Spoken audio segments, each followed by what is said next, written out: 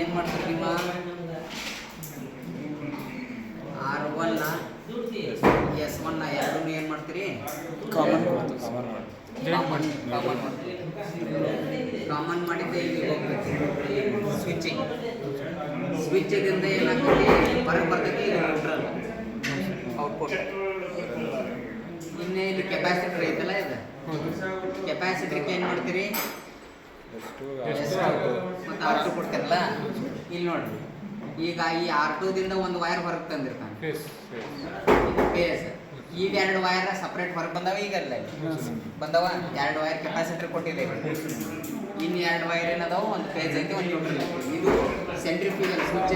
Winding ಒಳಗಡೆ ಇಷ್ಟ ಕರಿ switch ಇರ್ತದೆ, ಎಲೆಕ್ಟ್ರಾನಿಕ್ ಟೈಪ್ ಕನೆಕ್ಷನ್ ಈಗ ಬರುತ್ತೆ.